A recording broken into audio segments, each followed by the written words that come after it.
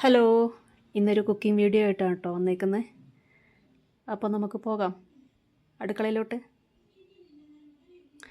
ഇന്നൊരു പനീർ ബട്ടർ മസാലയുടെ റെസിപ്പിയാണ്. അതിനായിട്ട് പനീർ സ്ലൈസ് ചെയ്ത് വെച്ചിട്ടുണ്ട്. അതിലേക്ക് ആവശ്യമുള്ള സാധനങ്ങളാണിത്: 2 വലിയ തക്കാളി, 2 മീഡിയം സൈസ് സവാള, ഒരു ടീസ്പൂൺ ഇഞ്ചി വെളുത്തുള്ളി ചതച്ചത്, പട്ട, ഗ്രാമ്പു, ഏലക്ക, 2 പച്ചമുളക്. ഇനി വേണ്ടത് കുറച്ച് ഗ്രീൻ പീസാണ്. ഗ്രീൻ പീസ് അല്ലെങ്കിൽ ഫ്രോസൺ പീസ് ഏതായാലും കുഴപ്പമില്ല. പിന്നെ കുറച്ച് കശുവണ്ടി കുതിർത്തത്, ഒരു 5-6 എണ്ണം. ചൂടായ പാനിലേക്ക് നമ്മൾ 2 ടേബിൾ സ്പൂൺ സൺഫ്ലവർ ഓയിലാണ് ഒഴിച്ചു കൊടുത്തത്. അതിലേക്ക് ഒരു സ്ലൈസ് ബട്ടറും കൂടി ആഡ് ചെയ്തിട്ടുണ്ട്. അതൊന്ന് മെൽറ്റായി വരുമ്പോൾ അതിലേക്ക് പിന്നെ നമ്മൾ ചേർക്കുന്ന പട്ട, ഗ്രാമ്പു, ഏലക്ക ഇത്രയും ചേർത്ത് ഒന്ന് മൂത്ത് വരുമ്പോൾ സവാള അരിഞ്ഞത് ചേർത്ത് കൊടുക്കണം. അത് ഒന്ന് വഴണ്ട് വരുമ്പോൾ അതിലേക്ക് ഒരു നുള്ളു ഉപ്പും കൂടി ഇട്ട് നല്ലോണം വഴറ്റിയെടുക്കുക. അതിലേക്ക് നമ്മൾ 1 ടേബിൾ സ്പൂൺ മുളക് പൊടി, 1/2 ടേബിൾ സ്പൂൺ മല്ലിപ്പൊടി, 1/4 ടീസ്പൂൺ മഞ്ഞൾപ്പൊടി ഇതും കൂടി ഇട്ട് മൂത്തതിന് ശേഷം തക്കാളിയും കൂടി ഇട്ട് നല്ലോണം വഴറ്റി മാറ്റി വയ്ക്കുക. ഒപ്പം നമ്മൾ വേറൊരു പാനിലേക്ക് 1 ടീസ്പൂൺ സൺഫ്ലവർ ഓയിൽ ഒഴിച്ച് ബട്ടർ ഒന്ന് മൊരിയിച്ചെടുക്കുന്നുണ്ട്. ഗ്രീൻ പീസ് ഒന്ന് വേവിച്ച് മാറ്റി വെച്ചിട്ടുണ്ട് കേട്ടോ.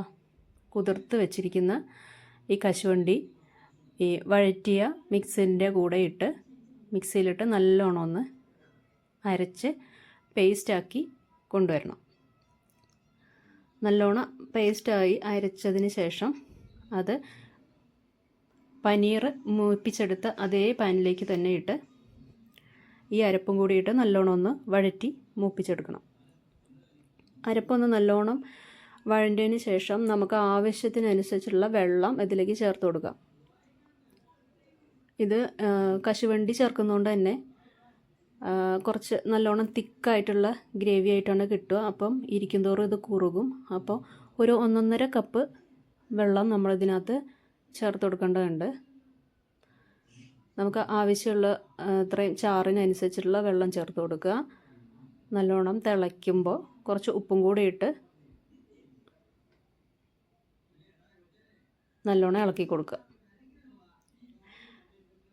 അതിനുശേഷം നമ്മളിതിനകത്തേക്ക് ചേർത്ത് കൊടുക്കുന്നത് വേവിച്ചെടുത്തേക്കുന്ന ഗ്രീൻ പീസാണ്.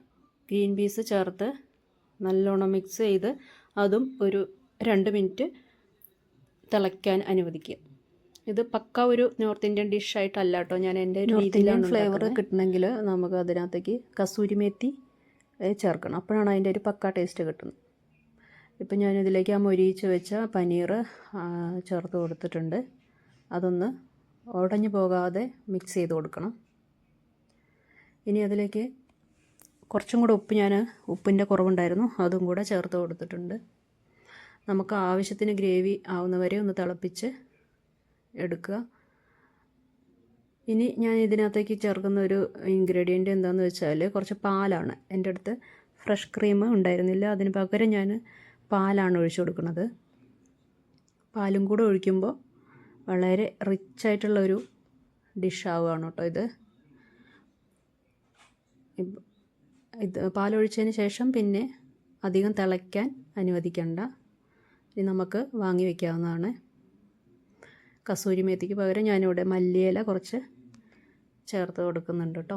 ചപ്പാത്തിക്കും പൊറോട്ടയ്ക്കും ദോശയ്ക്കും ഒക്കെ നല്ല അടിപൊളിയായിട്ടുള്ള ഒരു കോമ്പിനേഷനാണ്. ട്രൈ ചെയ്ത് നോക്കുക. Thank you.